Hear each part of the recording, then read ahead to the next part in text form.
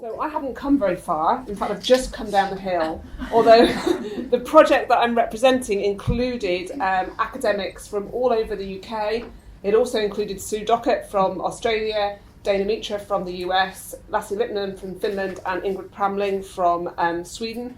So a range of people that contributed to an international seminar series that I organised when I first moved to Strathclyde. And as part of that, we came up with these principles of voice. They are aimed at children from 0 to 8, and I'll talk a bit more about why that was. But we are having interesting conversations about how they apply to older children and young people. But also, and I keep on coming back to this, and my other area of work is practitioner inquiry and teacher voice. If we want children to have a voice, we need practitioners who have a voice and to be modelling what voice looks like. And I think within a transition setting and context, thinking about the parents, and maybe that's what you mean by engagement, the parents that have voice, and what is appropriate voice, and how do we support that? And I do think appropriate voice is something that we need to think about. I should also confess that I'm a parent of a child who will appear on some of the pictures because I have permission to use him. Of a child who's just gone into P1 while he's heading into P2. So we've just negotiated that transition ourselves.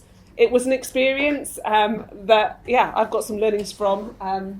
One of the things that I've found is that although I might have a voice in this kind of setting, and I've actually spoken to his nursery teachers in this kind of way, I don't think I've had the same kind of conversations as a parent in the school. I've taught his P1 teacher as a student. That's just weird. But I don't feel like I have a voice. In fact, it almost makes it worse that I don't have a voice when talking to her, because I feel like I mustn't put pressure on her or extra weight to it. And I must be the worst kind of parent for her to have. So I just have to keep my mouth shut most of the time, which is a whole different experience in voice. Anyway, my son, however, has a voice and he's quite eager to use it. So I'm sure she has enough to contend with. So the Look Who's Talking project, there is a website that's attached to it, so www.voicebirth7.co.uk, where you can find out lots of information and download some of the images that I'm showing and stuff that I'm talking about. An international seminar series based in children's rights and the UNCRC, particularly Articles 12 and 13. We were very interested. So I've worked in student voice for many years. I was a primary teacher, early years trained, 20 years ago, but have worked in student voice, and you naturally get pushed up in student voice literature. So I went to a conference and we were organised around the age of the children that we worked with. The undergraduate group was about 300 strong. The secondary school group was about 100 strong. The primary group, we didn't go into early years, was 4 people. All right, and that was, practitioners are pushing it more than academics, I think. No. And so it was really interesting, and that was where this project started, was that we need to explore what this thing called voice looks like with the youngest children. I knew from my own experience as a parent, but also from my experience working with practitioners, that practitioners in Scotland are doing some really novel stuff with voice. They don't shout about it enough, and they probably need to be more aware. And so it was really important that not only did we have these experts coming in internationally, we also went out to visit settings in the west of Scotland. We also talked to children and tried to get practitioners involved in it. So this represents thinking from across academics and practitioners and some children as well. And so we came up with these 8 principles, and I will go through these principles one at a time. Feel free to take photographs and tweet them. I think most of them are available. I'm going to talk about these each in turn and some of the questions that we have associated with them. They're not a set of rules, they're not a set of ideas that or answers, but they're things that we think, if you say you're doing voice in your setting, you need to think about. So we don't think we've got a right answer. So sorry, I don't think voice is a solvable thing. It's something that you are going to need to think about hard. And actually, the more you do voice, it's cumulative, then voice becomes a different thing. So in a setting where voice is something that is apparent, you need to keep revisiting it. You need to think about the context. I mean, what voice looks like in a baby room might be very different to what voice looks like in the preschool room, which might look very different to what voice looks like in a P1 setting. I think I've talked to secondary school teachers where they've said voice in PE might look very different to voice in French lessons, that might look very different to voice in math lessons. So we need to develop that context awareness and subtlety, not only in our own conversations about voice, but also how we support it in the children. And being aware that what one teacher thinks is appropriate voice, another teacher will just think is plain cheeky and is not allowed. And so they are moving across different scenarios. What happens to those children where we are cultivating a voice and they go home to a family or to a community where children are seen and not heard? And so how do you support those kind of transitions? I'm thinking we have these talking point posters which are available on the website, and they are meant as conversation starters for practice. We've seen them used with parents, we've seen them used with children, we've seen them cut up and sorted with the different images taken out and which ones suit our place, our context. They're there for open use. And Lorna Arnott and I are at the moment writing a book on how they're being used with international examples. So that might be, watch this space. Okay. So the first of our principles, and I should say within each one we've got questions. So this is our commitment to not having any answers. We've got some questions for practice that you might want to think about. So principle 1 is you need to think about the definition that works in your setting, in your context, in your moment. And that might change over time and it might depend on all sorts of things. You need to have an open conversation about what this thing called voice means. And we had huge debates in our international seminar about whether even voice was the right word. So Sue and Ingrid were definitely, no, it should be children's perspectives. And I was like, but that detaches early years again from the school setting. And actually, I'm not sure that's appropriate. We need to see that these children are transferring across. So I've sort of put my foot down, and it takes quite a stern woman to do that to Ingrid Pramling, if anyone's met her. But I've kept to the term voice to try to make that association, because these children are going from early years settings into school, and we need. But I agree, when you get down to early years and the really youngest children, it is a challenging term. But voice is not simple and it's multifaceted. In our definition of voice, you will see that we have not just included the verbal, we are including expressions, we are including body language, we are including silences.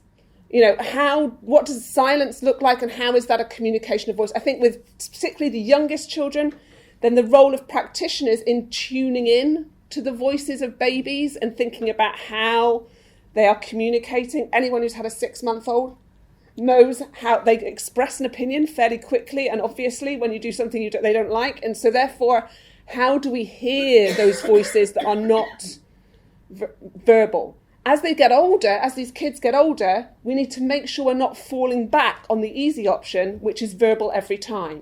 Just because my son says he wants to be there doesn't mean he does. He's just kind of polite. And actually, that's not necessarily a good thing always. And so being aware that the body language and what they're saying might not be the same thing. Thinking about how voice is dialogue and thinking about, how do I support the voice? What are the systems that we're putting in place to support a conversation? How are we engaging in that dialogue as an adult or as other people around those children? Remembering that voice doesn't mean the same thing for all people at all times of the day. I've already said that I'm someone who people think has a voice, but as a parent, I really don't. I find myself really out my depth regularly. And what's worse about that is people presume I know what I'm doing because I have this professor title, and that doesn't work when I'm a parent. So being aware that people feel really out of their depth, and parents going into school for the first time, it really reduces your voice, even when you have a lot of experience of school. And thinking about how you can create moments in time. So someone who has a voice in this moment, you can take it away very quickly, or you can put it in place very quickly, just by your behaviours and your actions. So being aware of that.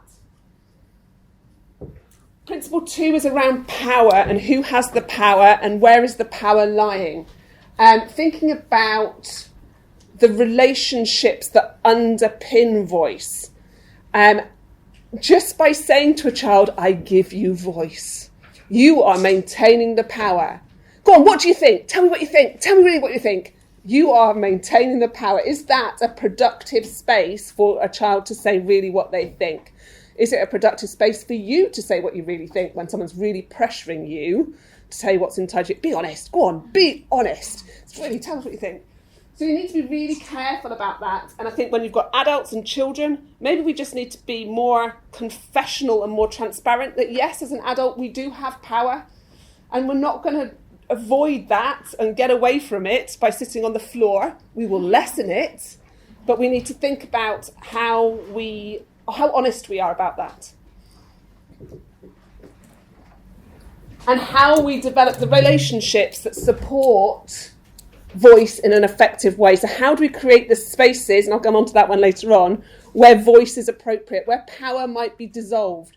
In a transition process, how do you create, or how do we create those spaces where parents who are feeling really scared, it might be their first time into school since they were in school themselves, can feel like they can ask a question even, never mind be honest, just find out something they don't know, like what colour daps do they need to bring? Sancho's, plimsolls, I don't know what they call them in Glasgow, pea shoes anyway. Those kind of simple questions that can feel the bravest thing to say when you're out of your comfort zone. How do we share some of the power in what we intend and what this is process? I think the example of a parent taking over and actually putting some transition activity is a really interesting example of voice. But how quickly can that be taken away when the school goes, oh no, it's done now, we don't need to do it again. Tick. And what does that mean for a 4-year-old if you do that and you just squash it down so quickly afterwards? Or what does it mean for a 4-year-old when you do it to their mother so quickly? I think that's quite interesting. So we need to unpick this issue of power and think a bit more about what it means. We need to recognise the power dynamics and maybe a bit more open about them. We need to think about how different individuals in the community might have different amounts of power at different times of the day. The children have quite organised power sets within their setting. So how do we talk about those? Which is the child that has the biggest voice? Does that mean they have all the power? Are they the ones that really have a voice because they're speaking lots? How do we create the spaces where children can experience that formally and informally in different types of voices?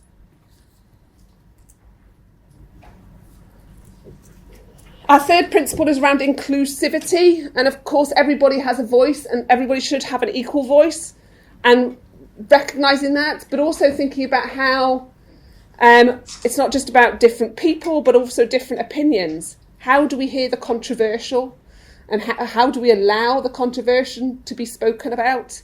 If you are a parent that's coming in with negative views of the school or negative attitudes, how do you tackle that voice and how do you support it in a way that's appropriate? Dana Mitra's research worked with primary children to explore how they wanted to change their school dinners for something that was healthier, so relatively minor. And the first thing these kids went to was placards and doing a protest in the school dinner hall. And she's like, well, maybe this might be something we do before we stage an all-out protest at the dinner hall. Maybe we can actually write letters to the dinner lady or actually go talk to them. And learning about what is appropriate voice is a really interesting thing.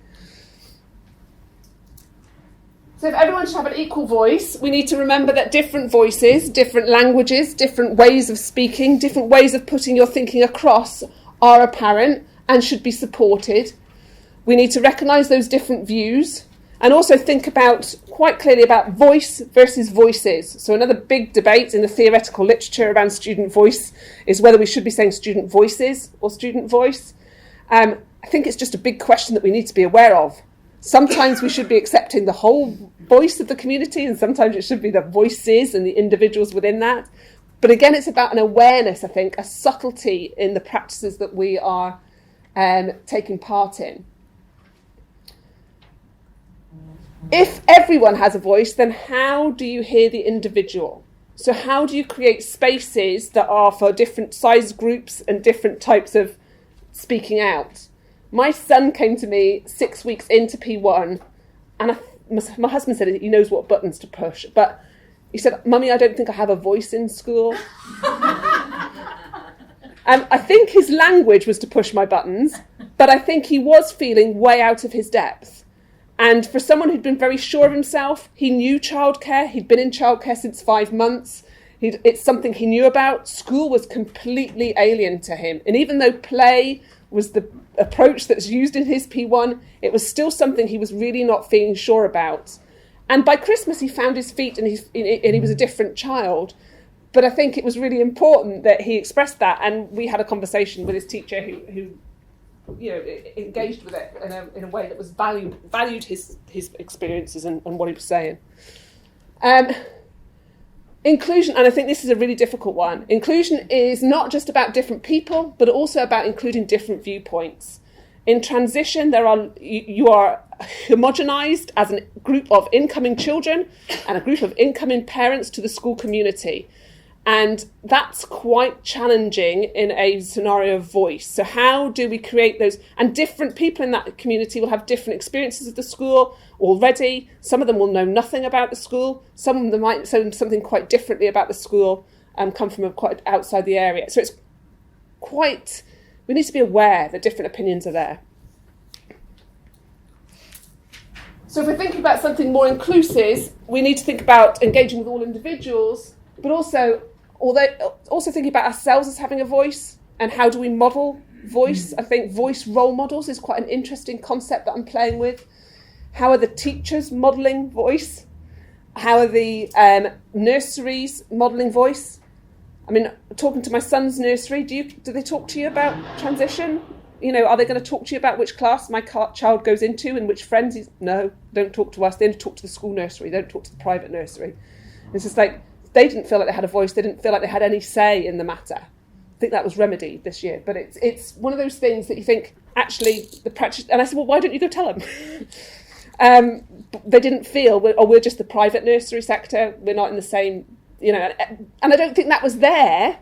It was their perception of whether they had a voice. And it doesn't matter what the local authority might put in place. It's how they feel about it. We have to be aware. And so I think, although I might be talking about adult-child interaction, the implications are there for family voice. What does a family with voice look like, and how do we support? What does a teacher voice look like? Does staff rooms have a voice space where you can say what you think in staff meetings is the challenge I often give to primary schools. Principle 4, listening. Voice means not a lot without having it listened to. Shouting into the void is not enough for a voice to be there. So how are you listening? What does it look like when you're listening? And what do you do with what you hear become really important scenarios. I asked a small child what he thought it looked like when you listened, and he went like that. And it's interesting, isn't it? Because what does it look like when you're listening, and how do you show that you're listening? And it's more than that, isn't it? It's asking questions and responding, and an active stance, I suppose. So giving time to hear and to listen, time when a voice is emergent for kids or they're struggling with ideas or talking about difficult concept, just spending time is so powerful, a model to give of value. What are the dispositions behind that, either from the children to listen to each other, but also from the adults, and how do we support those? And how do you listen to that challenging or hard to hear? And what do you do with that? Alison Cook-Sathers, who works in the US in undergraduate education, she talks about not just creating safe spaces, and I think we're quite good at that, but also creating brave spaces. So brave spaces where you can say something controversial. Brave spaces where you can say something that's just emergent, that's just tentative. Brave spaces where you can say something that's just not the norm in this setting. And what does that look like, and how do we support it? I'm very interested in this idea of brave spaces and how we create it in various different settings. So I've talked a lot about the cultures, the ethos, and so now it's thinking about the actual spaces and the practices that might have it. So the next 3 principles are much more about practices. We've got processes, approaches, time and space. The processes, the structures and conditions. The approaches, sort of the values and the openness. And the time and space is sort of the physical. So time and space. So the mantra, there's always time for voice. And so you see practitioners and you see adults who will always stop what they're doing and listen. And the power there is of that. And know all the children by name and know something about them. Know the parents by name. It made such a difference picking up my child when one of the practitioners would stop and have a chat about what they'd done that day. I never get that at school because I never pick up. My son always goes to childcare after school. And so I never get that because I drop off in the morning. So I never have those conversations unless I actually speak out and make a point. And then I know that his teacher thinks I'm coming in to make a bother. And it's just, I just want to chat about how he's doing. And that's the working mum. It's a whole different. So I'm educationally active. I'm probably one of the people that, I've got a PhD, I'm highly qualified. But in terms of my role in school, I don't feel like I have a voice because it's really challenging because I work full time around that and childcare issues. So how do we make those spaces and that time to hear voice? Don't feel sad for me, it's all right. I'm okay. And he's okay, that's the most important thing. So thinking about formal and informal opportunities for voice and thinking about how we create those moments. Thinking about how we encourage speaking and listening skills. There's a whole basis of skill set that we often don't teach explicitly in school. So I was a teacher in England and we had a speaking and listening part of the curriculum in English. But it was something that was really difficult to pinpoint and they couldn't measure it or test it, so they didn't teach it as much. But I think we need to be more overt and transparent about how we teach those speaking and listening skills to underpin voice. And voice in its broadest sense. So remembering to think about how we mediate voice. What kind of tools can we do? That child that doesn't say anything in your class doesn't mean they've got nothing to say. Maybe we just need to find a different technique for hearing what they have to say. Finding different techniques for communicating. So for me, as a working mum, email and Twitter is the best way for me to communicate with what's going on in school.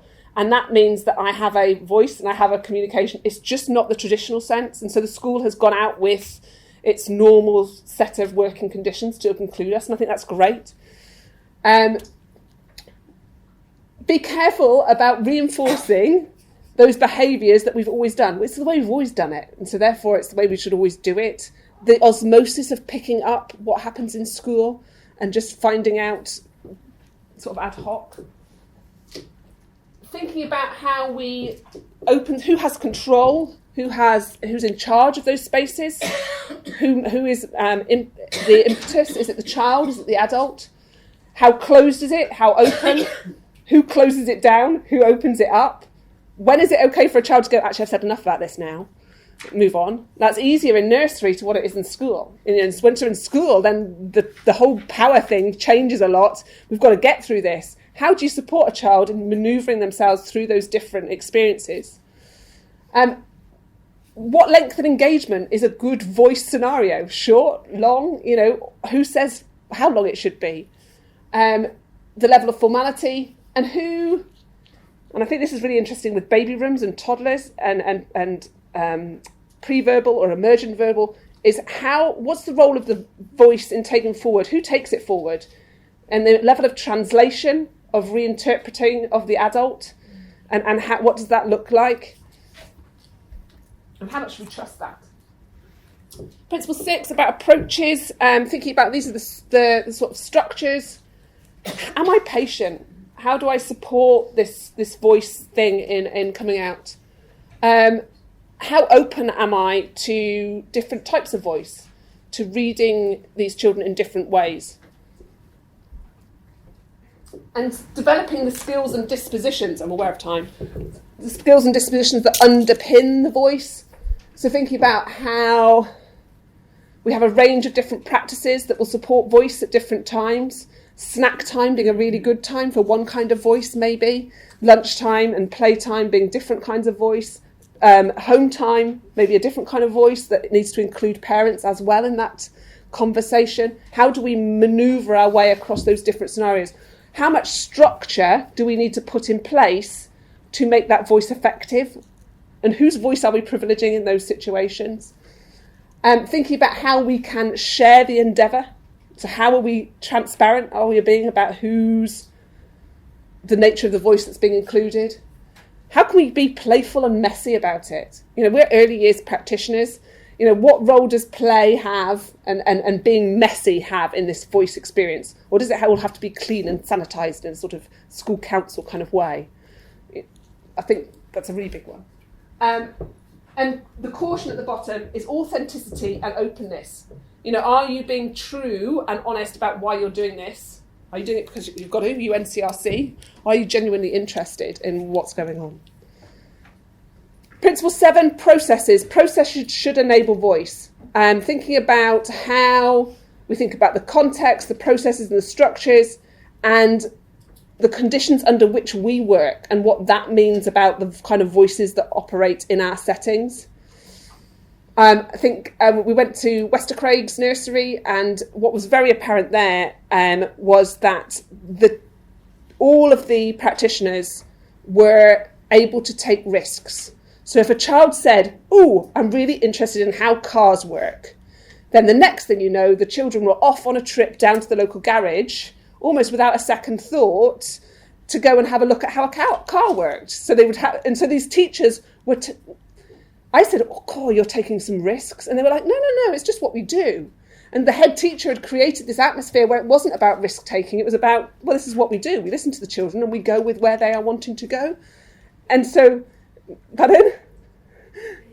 Yeah. And I think that was practitioners having a voice and being risk takers, perceived risk takers, and therefore the children were having that model to them. And so the more they could see something done with what they suggested, the next time they would suggest something bigger. And then the week after we were there, they were going on a ferry out to an island to see a lifeboat, and it's got legs. But if it's not going to work, then actually saying to the children, actually, no, we can't do it like that. And actually having a conversation. So Kathy Burke from Cambridge University did some really interesting stuff on the school I'd like, where children drew the school that they'd like. And there were whole walls coming down and open-air water parks and slides. And so they had to have conversations with the children about, yes, we've got a budget. And that wall is load-bearing, so we can't take that down. But you actually have the conversation with the children about what we can and can't do, then that's okay. A student council that I worked with, they were given a budget of £6,000. And then they were allowed to spend that on what, and the head teacher said, "We will step back." They rose to the occasion in a way that I have never seen a student council. They did surveys on what they should spend it on. They got quotes from the local garage on what a good minibus should be. They got quotes from plumbers about getting water fountains in the school. Then they did a massive vote on whether it should be the minibus or the water fountain. And in the end, they spent £5,000 on the minibus and kept £1,000 back for maintenance. Sometimes a bit of trust will go a long way. I'm not saying everyone's got £6,000 put aside for them, but I think it's a really good example of that head teacher actually trusting those kids. And that was a school council from 4 up to 11 years old.